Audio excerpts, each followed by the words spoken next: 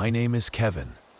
I was born and raised in Whitebridge, a small, snow-choked town tucked away in northern Alberta, Canada.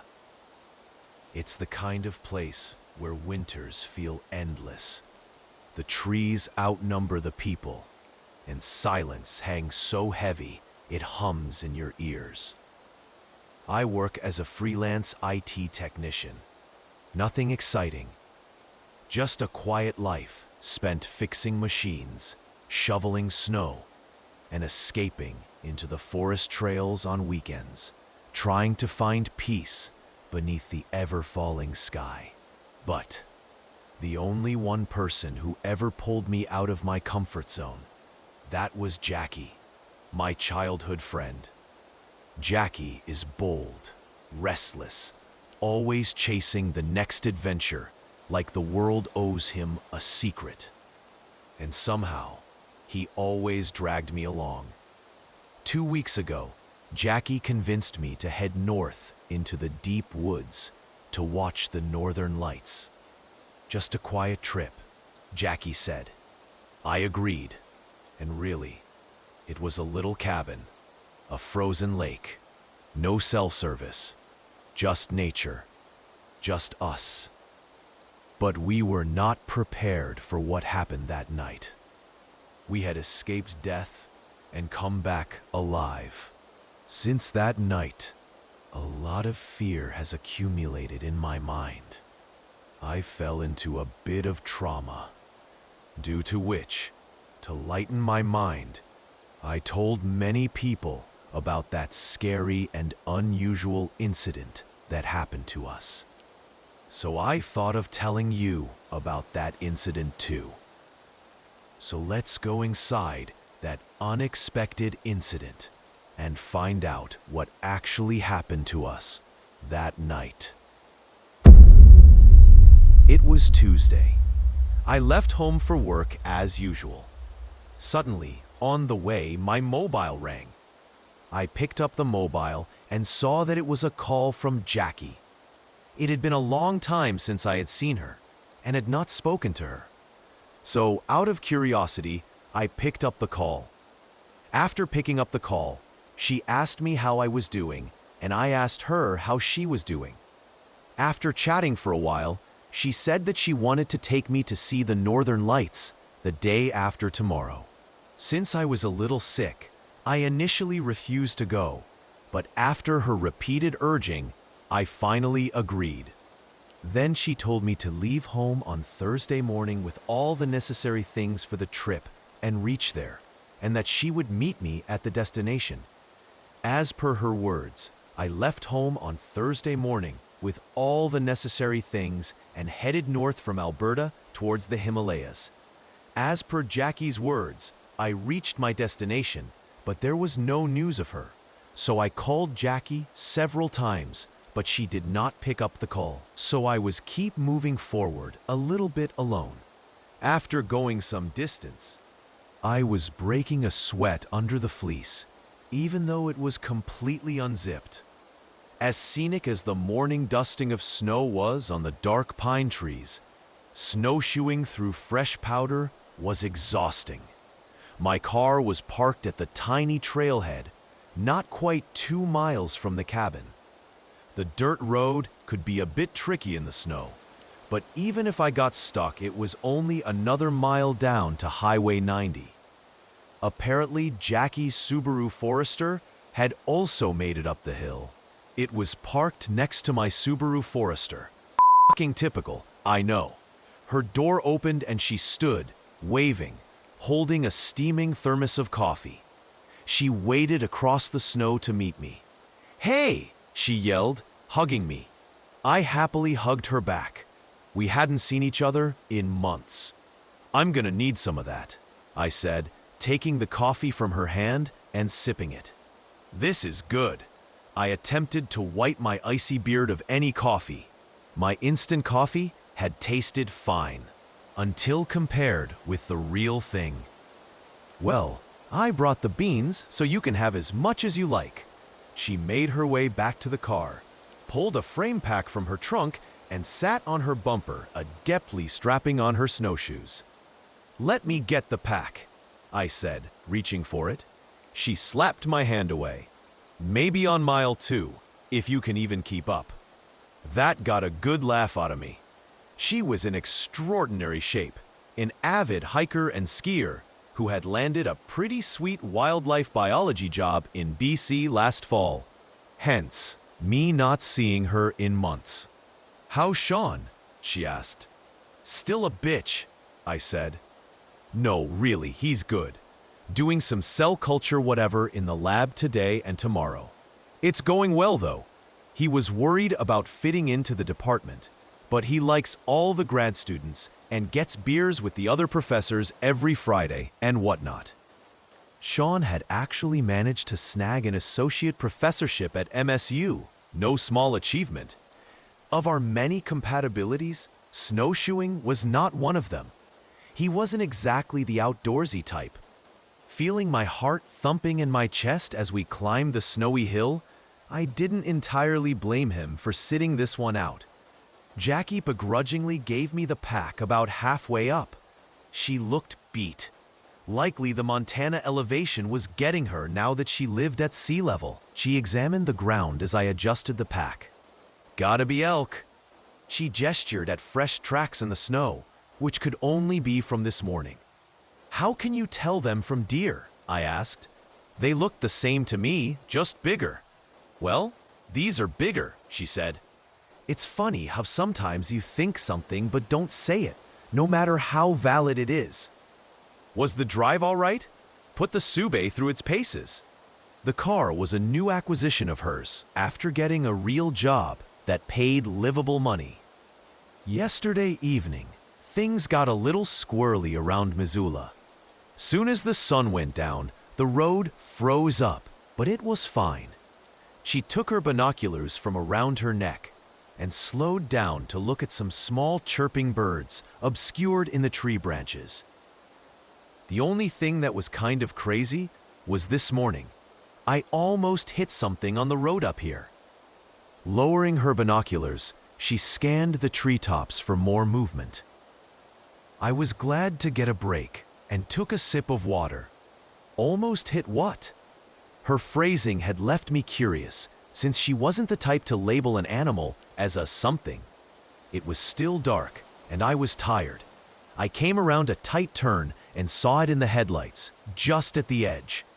It's been driving me crazy, actually, because it was at least deer-sized, but I don't know. It had antlers for sure. I couldn't get a good look at it. "Oh, here we go. Take a look. Pine grosbeak." She handed me the binoculars, and I looked at a rosy-colored bird with black wings for about 0.7 seconds before it flew off. The rest of the hike was easy, and the tiny cabin seemed overly warm by the time we got into it.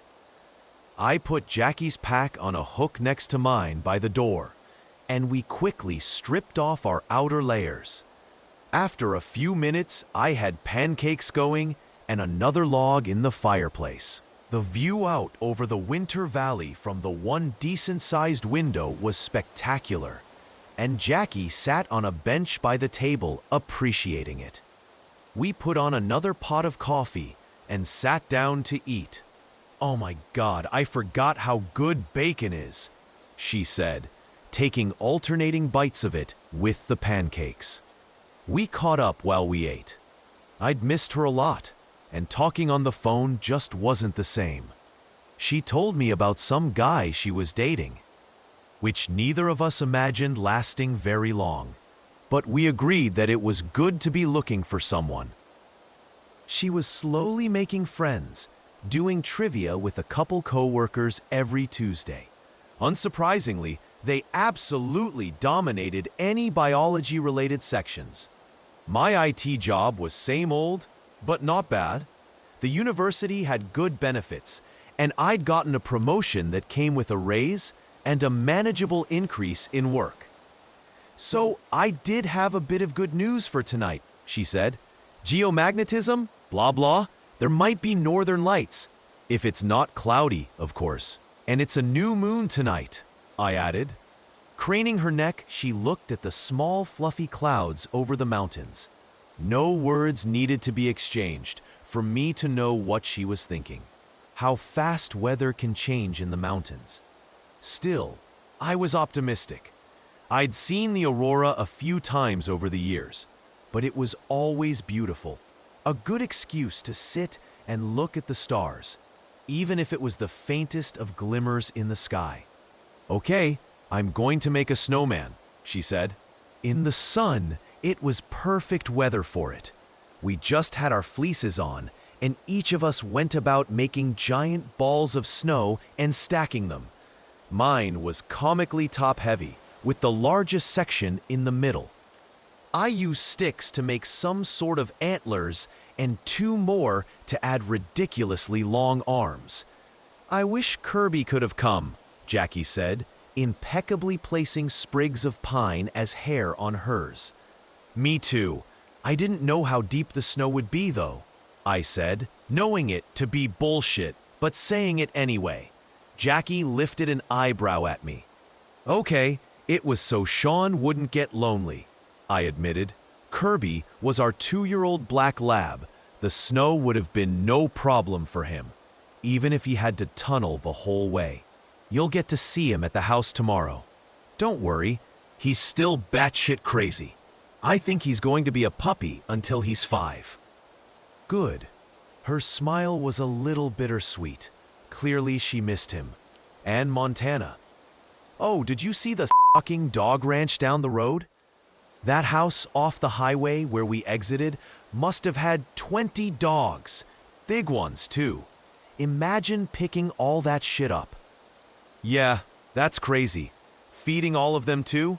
All different kinds of dogs, German Shepherds, Great Pyrenees.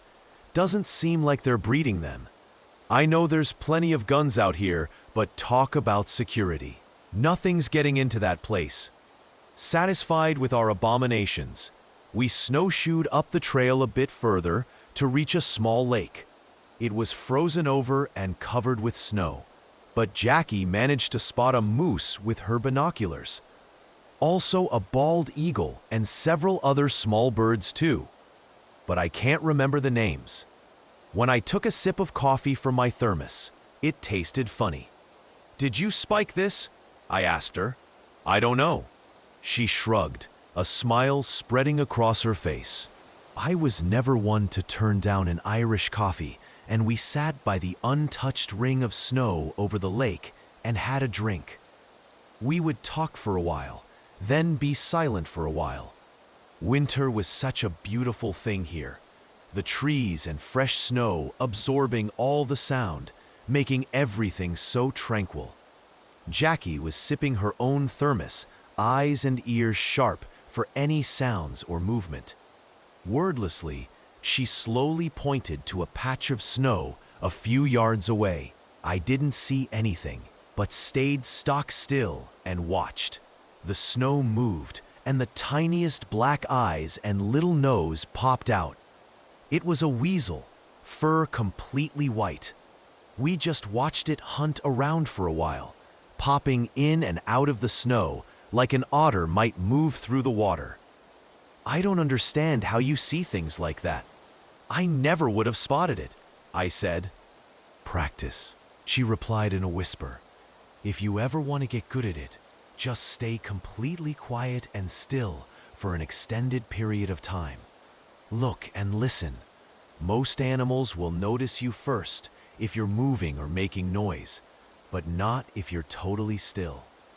We finished off the pancakes at the cabin around 1 and took a nap.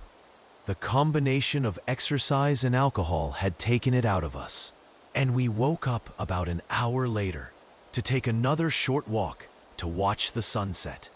As the sky changed color, the snow and white rocky cliffs across the valley turned matching hues.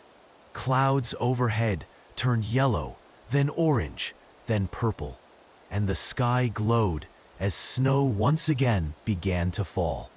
The fireplace in the cabin was set up so you could put an ancient cast iron skillet onto a rack, and I cooked us burgers.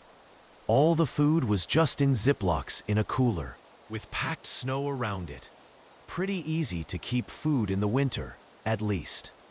Jerry, the guy I'd rented this place from, was a bit of an oddball, but we had a deal where I threw him an extra $20 and I could use as much firewood as I wanted from the shed.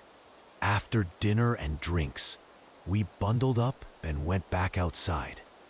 My watch told me it was just after 10, and they pretty much always said 10 to 2 was the best window for seeing the aurora borealis.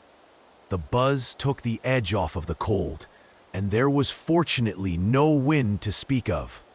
I looked up and saw that the clouds were clearing again, with patchy stars visible here and there.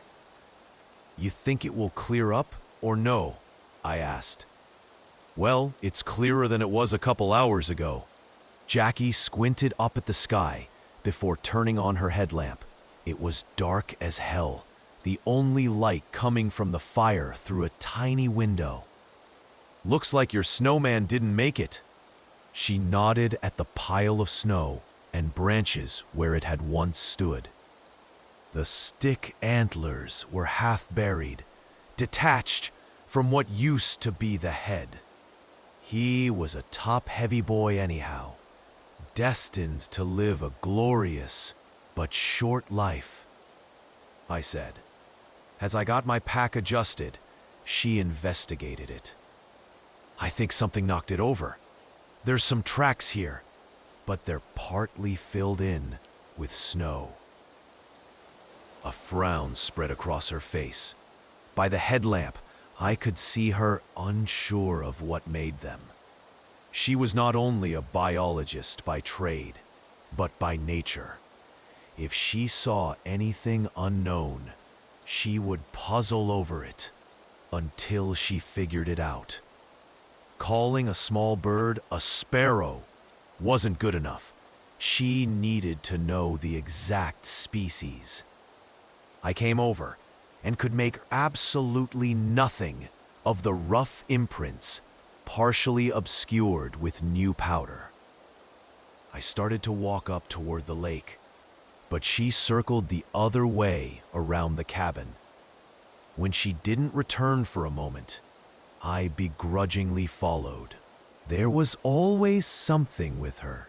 A bird in a tree, or a caterpillar, or a pile of littoral that required further investigation. As I came around the side of the cabin, she was crouched over a patch of glowing snow where her headlamp looked more like a spotlight in the complete darkness all around her. "What have you got?" I tried to mask the ambivalence from my voice. She didn't say anything for a second, just stared at the ground. "Come here, take a look," she finally intoned. Trudging through the dark, I peered into the deep holes in the snow. It was hard to see the bottom of them. Most had sort of collapsed on themselves, leaving nothing but a divot. But the pair she looked at were relatively clear. They must have been more recent than the ones by my snowman. Sorry, my ex-snowman. I could see toe prints and tried to remember the different animal tracks. Black bear was more crescent-shaped, grizzly in a straighter line. It was more fun trying to remember things than just looking them up when you had working phones. "You must have been pretty committed to the bit to come out here barefoot," she said, cocking a curious eyebrow at me. Peering down again, I could make out what was clearly a big toe print. "You didn't have to be much of a tracker to figure that one out." "Oh, please." I rolled my eyes at her. "I'm a size 11. Look at those. Those are yours. Don't get me wrong. It's very creepy." A+ pranking. The cold could not explain the goosebumps that ran up my spine when her eyes went wide, staring into the snow. Realizing the tracks could not be mine. Was she a prankster? Yes. Was she an actor? Not of this caliber. Her fear was genuine. She stared at the tracks in disbelief for another moment, surely noticing that they pointed straight at our one sizable window. Her head whipped around to illuminate the darkness behind her. I jumped, assuming she had seen or heard something I had not. But there was nothing but tree trunk after tree trunk disappearing beyond the reach of her light. Neither of us moved. We just watched and listened. I think we just scared the out of ourselves. My words broke the silence. Jackie exhaled and pulled her phone from her pocket to take pictures of the tracks. She had me light them up since she couldn't use her headlamp and see the screen at the same time. Putting the phone back, I saw her hand rest for a moment on the fixed blade knife sheathed on her belt to feel its reassurance. Let's just have the bear spray ready and be on the lookout. I mean, maybe they were just fucked up Wolverine prints or something. She lowered her voice. You didn't bring a gun, did you? No. This was the first time I'd ever wished I had. Well, let's go to the lake. Her determined voice seemed to have let the mystery go for the time being. She turned to leave, but waited when she heard me locking the cabin door. Except for when I was leaving, it was the first time I'd ever locked it. When I turned around, she held out a flask, which I gratefully took a pull from. The clouds had mostly left, and the stars peered through the cold air with a bright shimmering. Almost straight up, the Milky Way was bright, and on the horizon soft tendrils shifted back and forth, casting a greenish-silver glow reminiscent of reflections in water. We had lucked out. This was probably the best view I'd ever had of the Northern Lights, about as good as it got without going into Canada.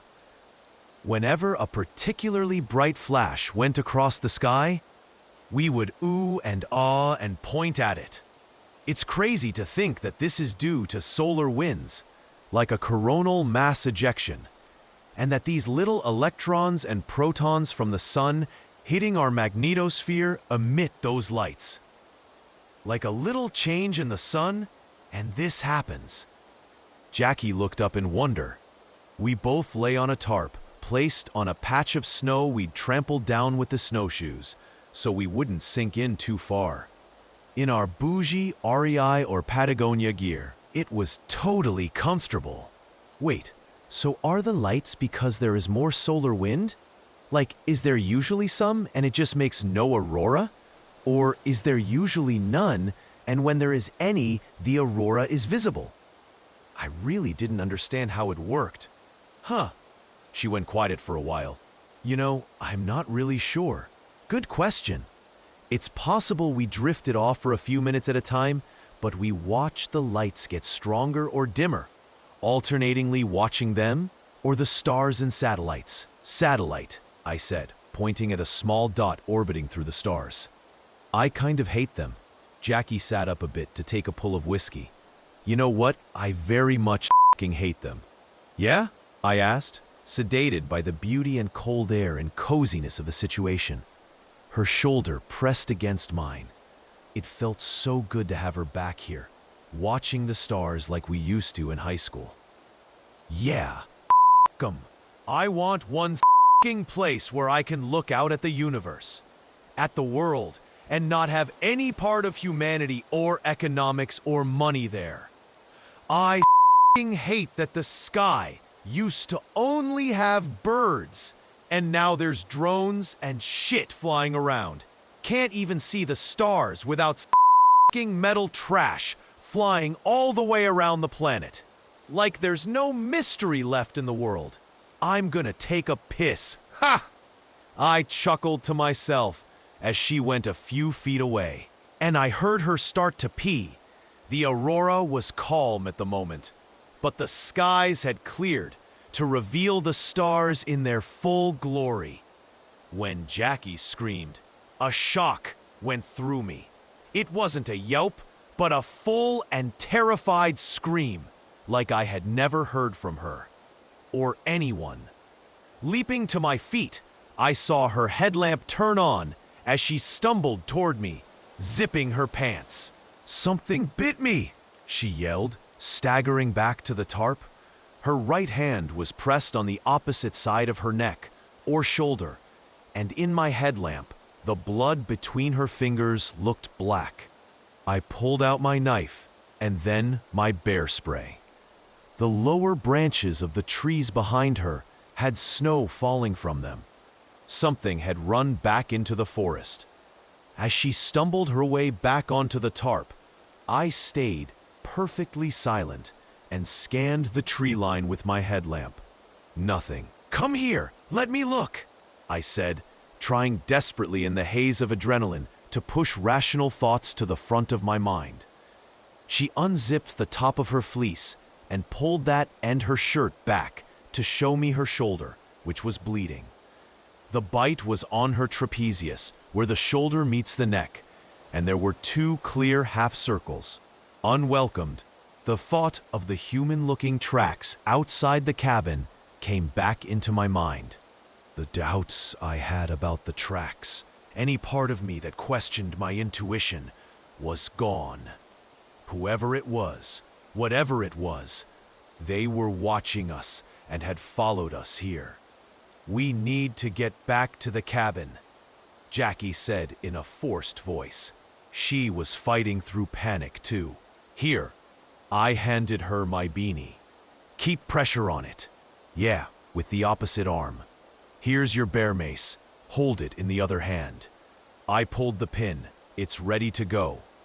She looked as if she was going to follow me. My heart raced in my chest, and I knew that my thoughts were obscured by the fear. I tried to take deep, measured breaths.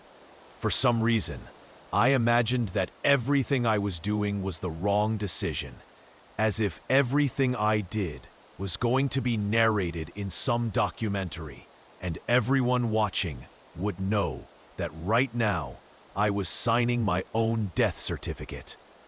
But a voice inside of me was screaming, telling me that I couldn't stay still, that I had to move. Jackie would be more panicked than I was. Nothing had fucking bit me. I had to do something. "Go back to the cabin. Don't rush. You'll fall. Put on the shoes. You go in front." She did exactly as I said, carefully putting her snowshoes on with bloody hands. I wanted to help, but instead I looked all around the dark trees with my headlamp.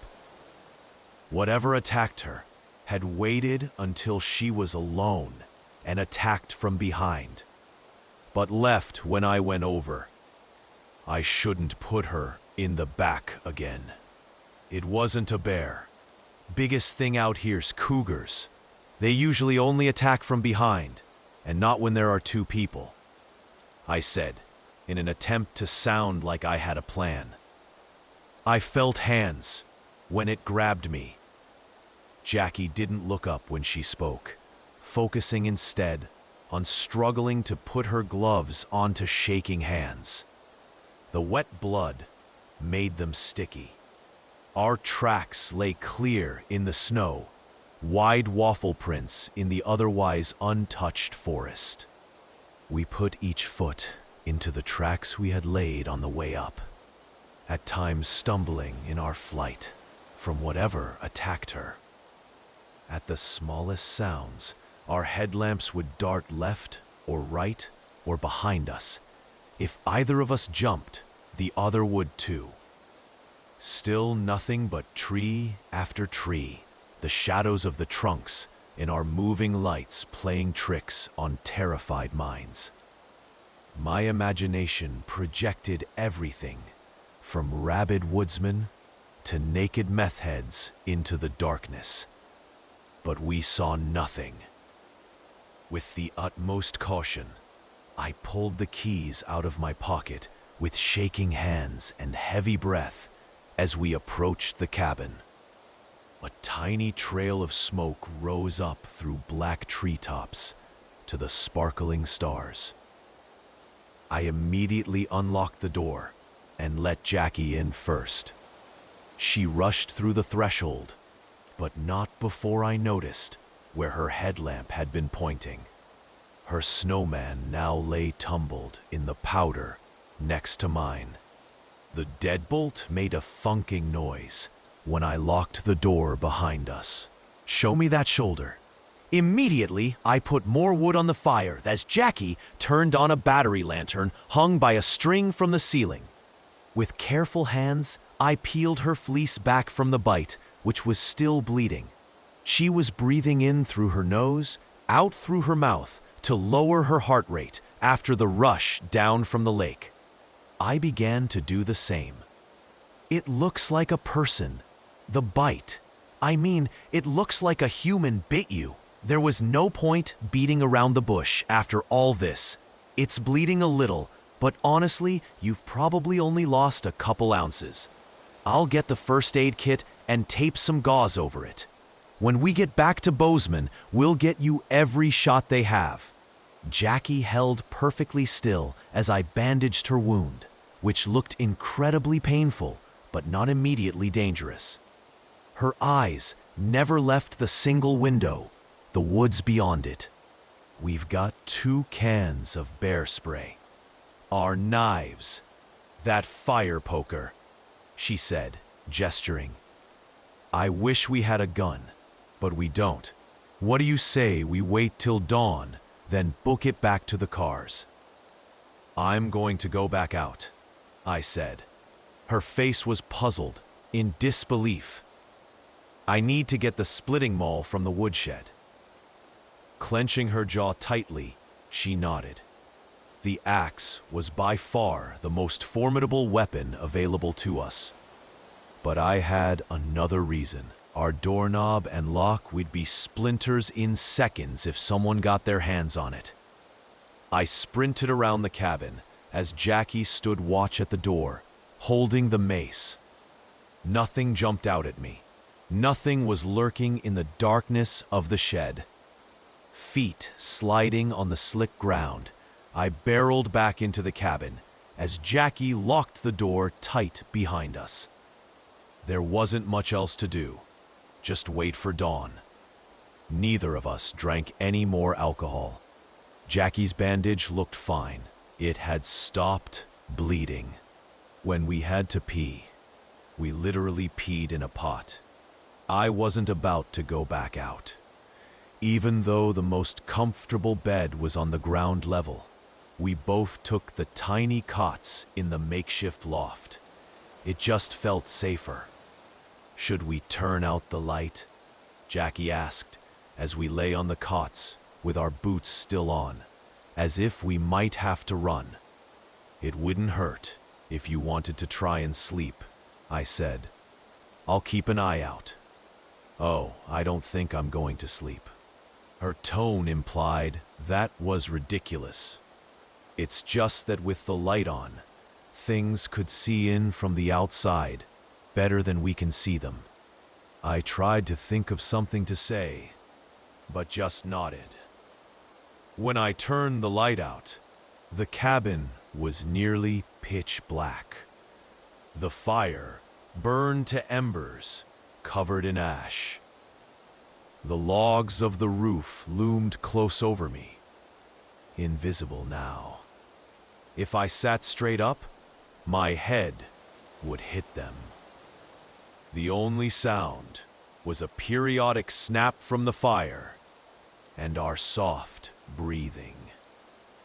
We just lay there, imagining who might be outside the cabin in the forest, and praying. One shocking aspect of the human condition is that terror doesn't actually keep you from falling asleep. With a start, my eyes popped open to reveal the dim log ceiling sloping to a peak above us. My eyes had adjusted so that I could just barely see now, and I wondered what time it was. Under the blanket, I hit the light button on my watch and was blinded by what was normally a soft blue glow. 3:37. That left quite a while until dawn. It was colder now. My feet were partway asleep, hanging off the edge of the cot, the worn padding doing little to cushion my ankles.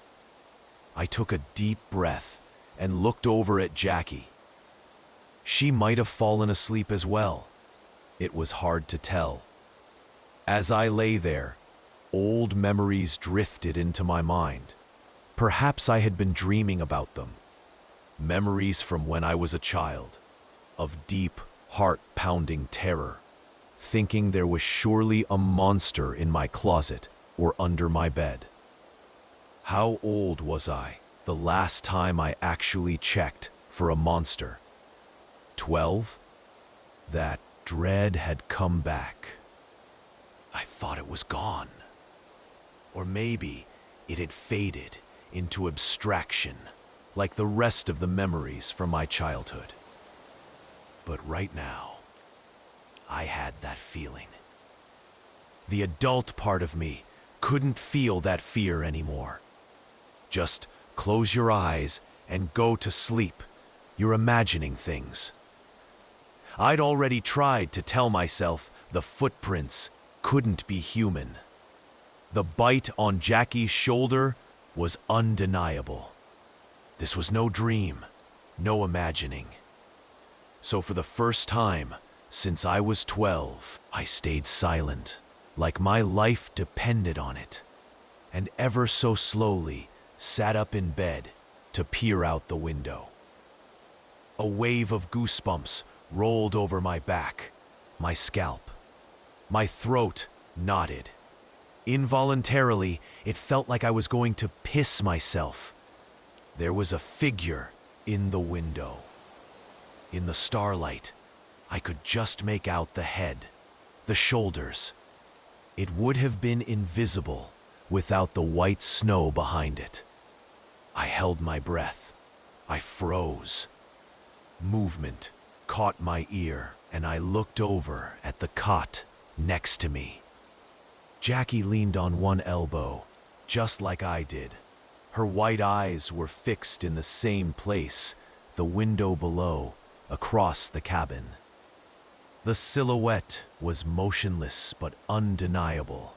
I imagined it smashing the glass, leaping up into the loft like a hungry cat.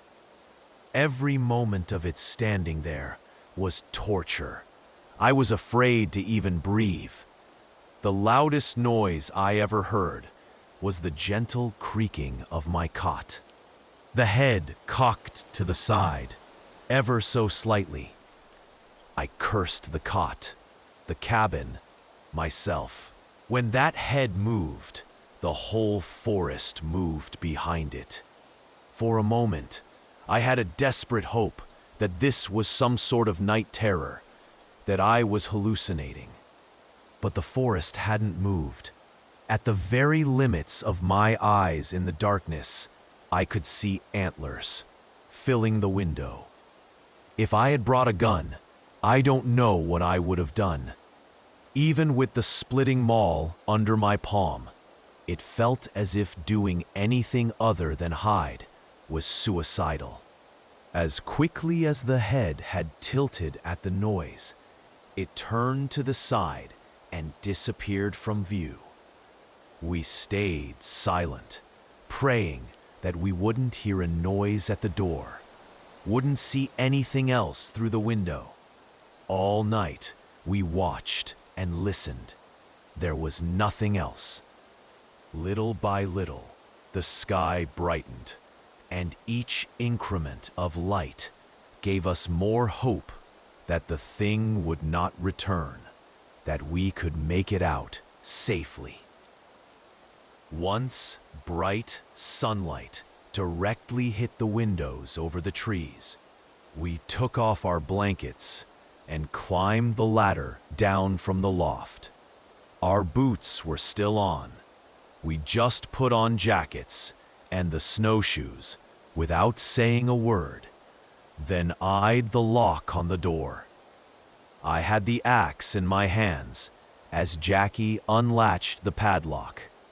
She swung the door open. I listened, heard nothing, and stepped out. Tracks went all around the cabin, but we didn't investigate any of them. When you truly believe you might die, you can leave formalities, expectations, and habits behind. We left the cooler, the packs, and a pot full of piss in a cabin with the door unlocked as we slogged down the hill as fast as we could. The only things we carried were our car keys, the bear spray, and our knives. Our 2 Subarus were parked just where we left them, dusted in snow. If we could just get in and make it to the highway, this nightmare would be over. We were so close. "Just take my car. We'll go together," I said as we approached. "No, we'll take both. If one gets stuck, we just hop in the other car then. You drive first." Jackie seemed sure, and I listened. I smashed the unlock button 20 times as I pulled the handle, flopped into the driver's seat, and started the engine. I turned the heat all the way up. Leaning into the back seat, I grabbed a scraper and went to work on my windshield, clearing the ice in seconds. I did Jackie's next, leaving small blood trails where the ice had ripped through my glove and the knuckle of my thumb was bleeding. I did a few sloppy strokes on my back window, just enough to be sure I could see Jackie behind me. We got down the hill, albeit with some slipping and sliding here and there.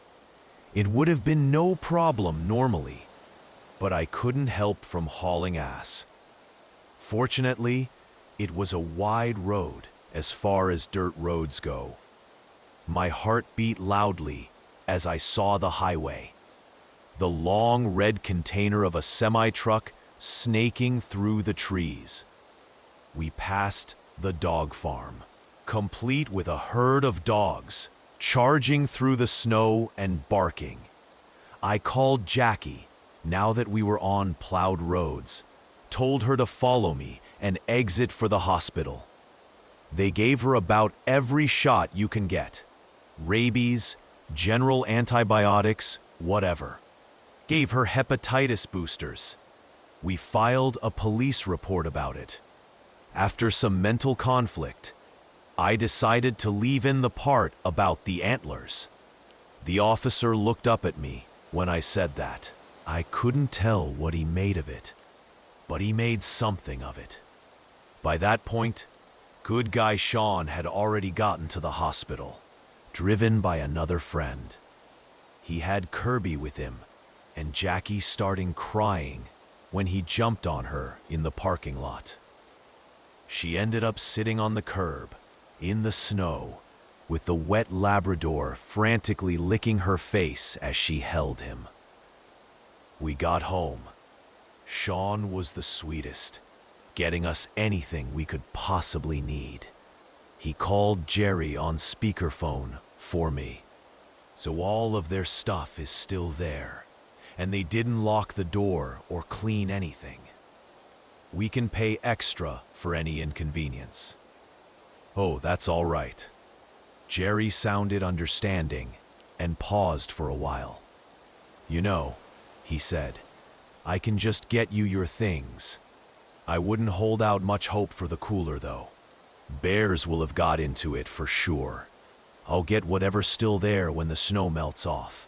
It's, he trailed off. For then. Yeah, when the snow's gone." That evening, we took Jackie to her favorite pizza place. She was feeling fine, and after she Googled the drugs she was on, decided she could have a couple beers. We had a great time. When it was time to go, we took our coats from the back of our seats and put them on, along with our hats and gloves. It was windy, and clouds overhead spit out a few snowflakes here and there, which drifted around in yellow cones cast by streetlights in the parking lot. I sat in the back seat while Jackie and Sean laughed about something or other.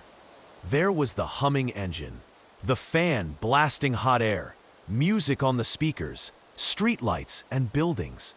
All things that made the mountain, the forest, and the cabin seem a million miles away.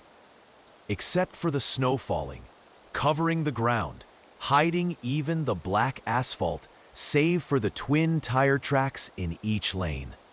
When I went to bed that night, I couldn't stop staring at our window, even with the blinds drawn.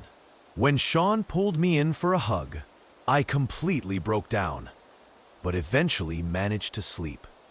A week later, I convinced Sean to get another dog from the rescue, a Great Pyrenees. He was reluctant, but I said I would do all the training. It took a bit of work, but now Sharon is a part of the family. It's been a long winter, and when I take them out at night, I feel better in their company. Sean's noticed that I don't snowshoe anymore, but he hasn't said anything about it. On the phone with Jackie, she got all the stitches out and was doing fine. No sign of infections or anything. She said she'd added a .44 mag and a mother of a stun gun to her field supply list. As much as I love my therapist, she wasn't there. She wasn't there. Jackie said in my headphones, I was driving to get groceries. Mine doesn't get it either. I laughed. She's great. She understands the trauma of it just fine. But the worst part isn't what happened to me. Just that it happened. It's just if you didn't see that thing, you don't get it. How could you? Silence reigned for a few seconds, or just the sound of my tires on the icy road. I don't think I'll ever have an explanation for it, she sighed. Maybe some sicko has a fear kink. Who knows? For once, I can genuinely say that I don't think the world needs any more mystery in it. That's the only goddamn forest I wouldn't mind seeing cut down. I can tell you that. What about the pine grosbeaks? I asked, trying to get a rise out of her. Well, I'm still going into the woods for a living. Even after that. You know what? If the forest harbors mycorrhizal networks spanning miles, and all kinds of bugs, birds, and bears, what's a monster in the mix? We don't own the planet. Never have, never will. You're right. Leave it for the pine grosbeak. He can have it. I'm never going back. I laughed into the mic. Amen, she added. I parked at the supermarket, killed the engine, and opened my door. For once, my foot hit asphalt. They'd salted